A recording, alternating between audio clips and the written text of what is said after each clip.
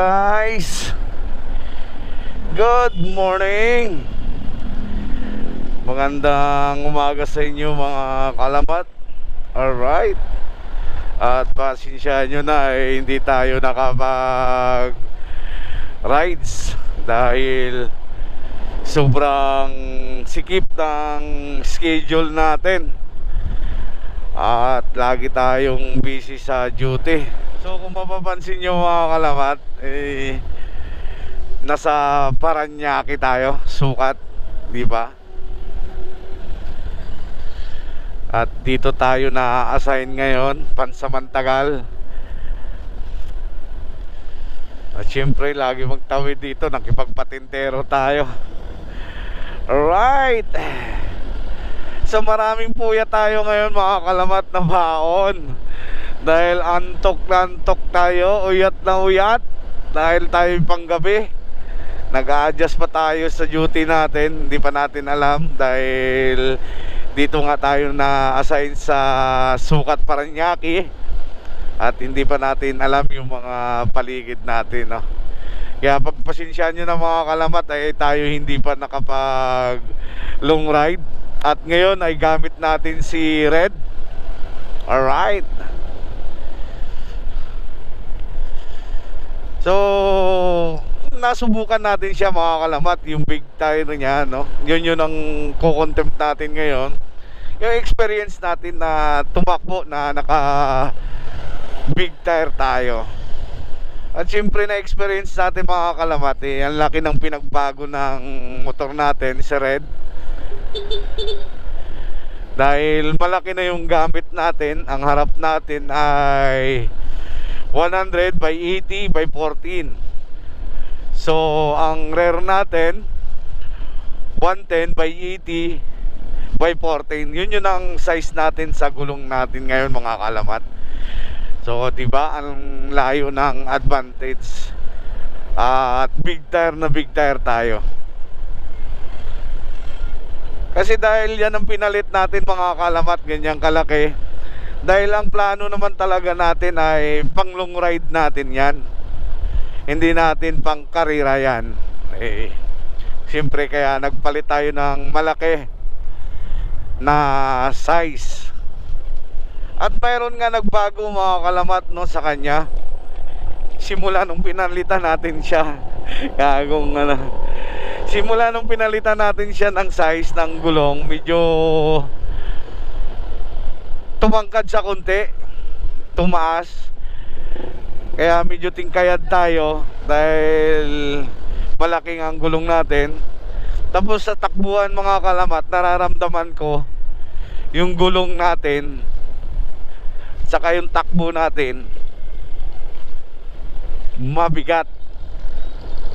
Yan. Hindi kumpara sa stock size ay magaan.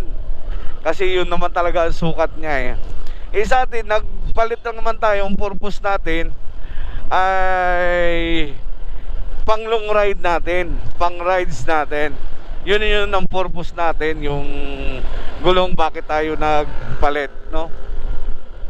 Kaya malaki yung advantage talaga sa handling niya. Pang banking talaga to. Ganito kalaki kasi mga kalamat, pang banking talaga natin yan. Yung ang gulong natin.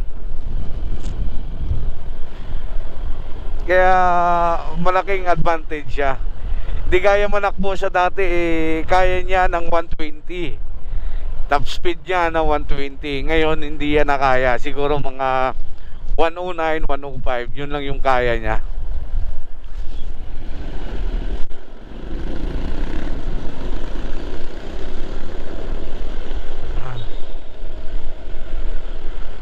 Kaya okay lang yun. Paaga tayo nito mapabilis tayo nito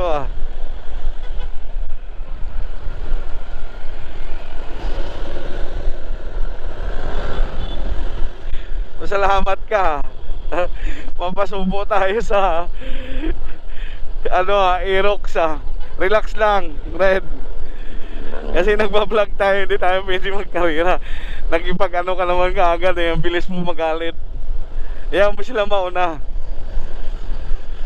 Alright. Wala na tayo dun mga kalamat kung sana yung topic natin bigla tayo kasing binumbahan. Nagulat tayo. So yun mga kalamat, yun nga advantage niya. Ang laki ng pinagbago ng motor natin. Pasalamat ka, si Red ang dala ko. Nagkataon pa na si Kuya Pax, iwan ko lang. So dito na tayo mga kalamat. Dumaan sa may BF Paranaque kasi mas malapit to sa bahay natin. Makikiusap tayo sa tropa dito, di ba?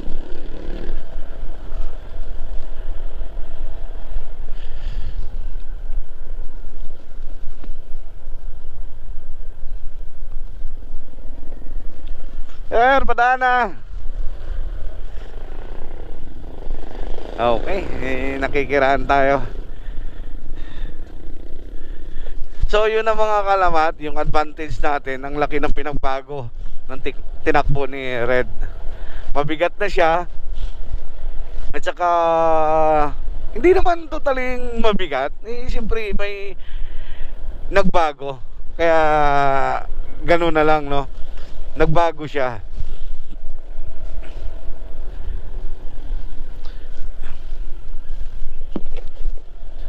Pero kung sa handling, kumpara ko sa stock, mas komportable ako ngayon sa combination ng gulong niya sa sizing. Mas komportable ako ngayon. Kasi parang ang smooth niya na tingnan. At saka smooth niya na tumakbo. Ang ganda niya na tumakbo. Tsaka yung tindig niya mga kalamat ay barakong-barako na siya. Dahil siyempre malalaki na. Talagang kita mo yung pagkamacho niya. Yun nang nagustuhan ko mga kalamat, no? Yung itsura niya. Parang bagay na bagay sa kanya. Bruskong-brusko sa tingnan. Kaya ayos lang na bumagal sa konti. Hindi naman kasi kailangan natin na maging mabilis. Tsaka hindi naman tayo mga rera. Diba? Atin lang naman chill-chill lang naman to. Kaya yun ang experience ko mga kalamat. Dahil kunting quick review lang natin sa experience natin sa Honda Click natin na nagpalit tayo ng big tire. Yun ang sinishare ko sa inyo ngayon. Kung kamusta ba ang takbo niya. Kung sa takbo niya wala kang masasabi. Andyan pa rin yung lakas niya, andyan pa rin yung hatak niya. Kaso nga lang may nagbago yung kabigatan ng takbo niya. Hindi na sa ganun kalakas, no?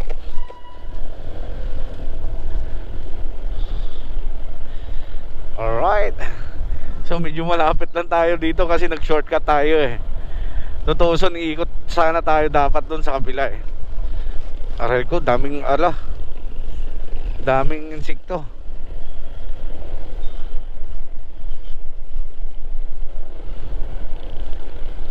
Kaya yun mga kalamat, yung experience natin sa kanya.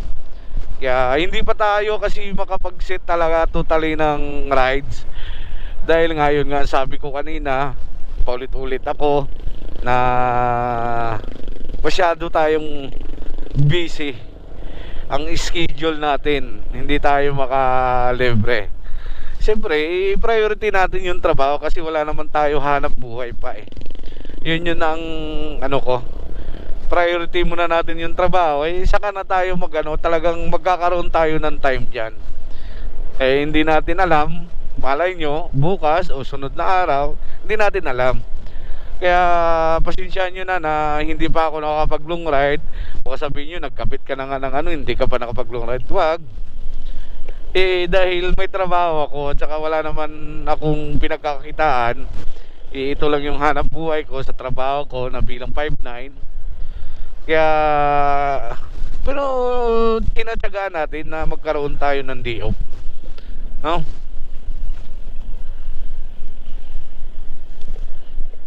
Dahil sino ba naman, kahit ako atat na ako eh, diba? Kaya makakalong ride din tayo mga kalamat. Kaya yun lang yun ang na-share ko sa inyo na experience ko yun sa bagong palit natin. Kaya smooth na talaga siya. At magandang ganda na i-banking. Hindi ka na mangangamba. Dahil kung sa banking, ano na siya eh, masarap na siya i-banking na, alam mo yun, parang ano na, nung oras na, date na tayo, 6:20. Eh, total pa uwi na rin tayo eh, sinabayan na lang natin ng konting vlog lang na quick review natin sa gulong natin. Okay, kaya maraming salamat sa lahat ng bumabati at saka sumusuporta sa YouTube channel natin. Kaya patuloy tayong dumadami, at lalong lalo na patuloy ang dumadaming sumusuporta sa atin. Kaya maraming salamat mga kalamat. At sa hanggang sa muli, hindi natin alam kung makapag-ride sa tayo, no? Kaya malay nyo, di ba? Pipilitin natin yan. Kaya dito ko natatapusin mga kalamat ang vlog ko ngayon, kahit kunti lang. At maraming salamat ulit sa inyo. At dito na magtatapos ang ating video. Adios, amigo. Ride safe. Bye-bye.